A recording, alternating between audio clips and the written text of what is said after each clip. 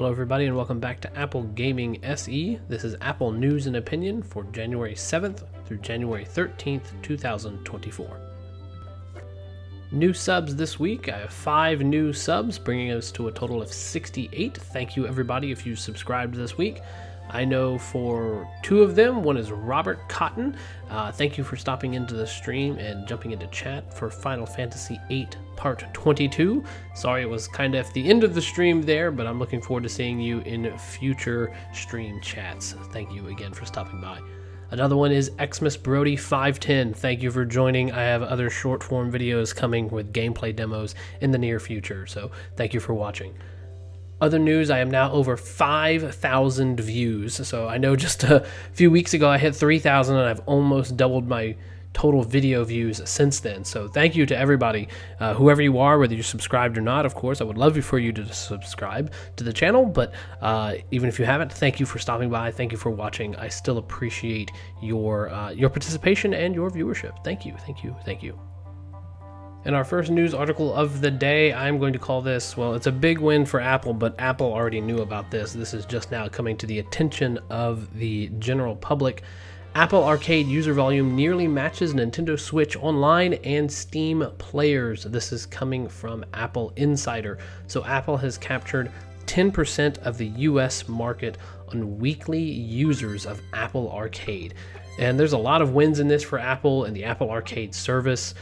And this article just kind of elaborates and details on it. But first off, I did not realize that they are having nearly the same weekly user base that Nintendo Switch Online and Steam has. Wow, that's crazy. So that's about like 30 million users. It's just pretty cool. And I certainly didn't think Apple Arcade was that popular. So this is kind of a surprise for me, and it's exciting for me. But the bigger surprise to me was that Apple Arcade is having twice the weekly number of users as Ubisoft Plus and NVIDIA GeForce Now. I know everybody's touting the amazing technology behind cloud gaming, and fair enough, but man, oh man, just to think that how proud NVIDIA is of GeForce Now, and to know that Apple has just basically got double their user accounts on a weekly basis, or users on a weekly basis. So the big takeaway for me for this really is that Apple's strategy of great hardware running great games on many different hardware platforms, iPhone, iPad, Mac, and soon the Vision Pro, it looks like it's winning. Apple's strategy of attracting a diverse set of developers is also a strong one, not even just with Apple Arcade. Obviously, Capcom is getting a lot of attention in the recent headlines. Ubisoft has a AAA game coming in Assassin's Creed Mirage. Activision has COD Mobile. That's not news, but it's still very popular. Microsoft has a few games. They're kind of, lower level games like Sudoku and Solitaire and things like that. But obviously they made the Xbox Cloud gaming service available on Apple. So Square Enix has dozens of games on iOS. And just many more wins for Apple. So Apple is, I think, at a much stronger gaming focus than perhaps we give them credit for, including me.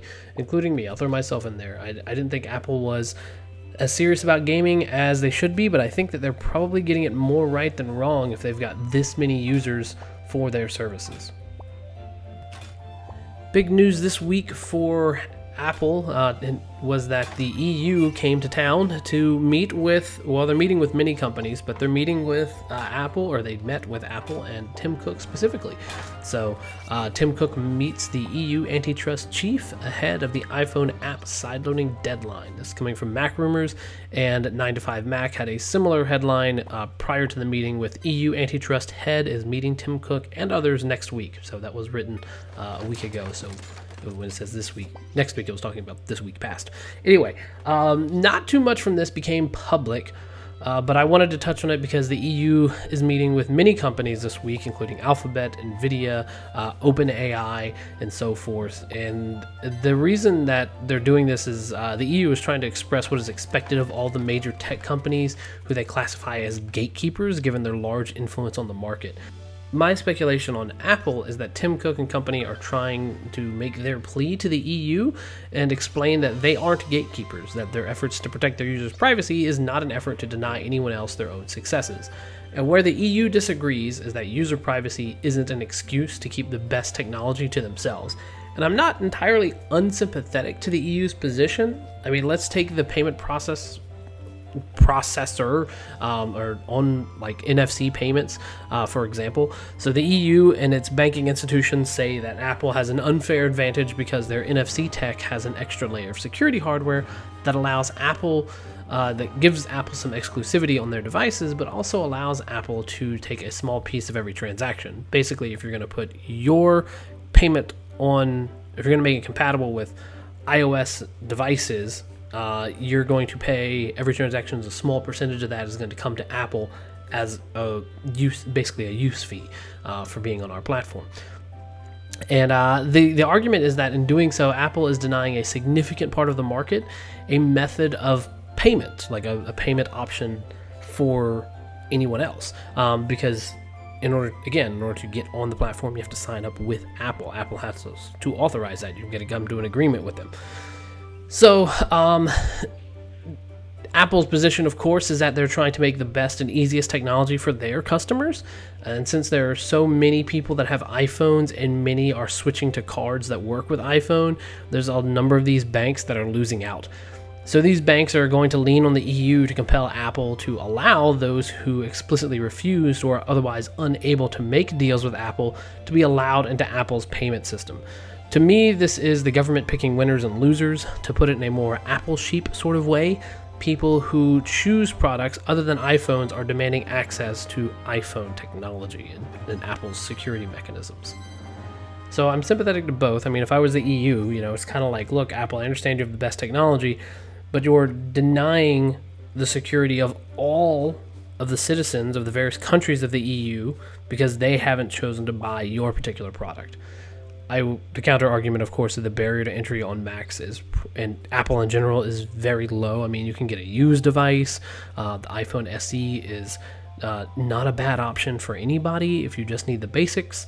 There's obviously payment plan options with the carriers and so on and so forth. So to me, it kind of falls on deaf ears. But I'm not unsympathetic to the EU's position, but I think that Apple has a good case as well. Just knowing how the EU is when it comes to large companies, I doubt Apple's going to win in the long run. That's just my opinion. China firm reportedly cracks AirDrop using a flaw Apple has known about since 2019. This is coming from Macworld. And at first, this looks like a pretty major security flaw that you'd be able to get a device name, a phone number, and an Apple ID off of AirDrop, so you can pretty easily identify someone if you wanted to. But this actually only seems to be in use when the AirDrop is set to everyone, which ends after 10 minutes, or you have access to the receiving device. Which, if you have access to the receiving device, then you've got access basically to everything. You have to assume everything is on the table.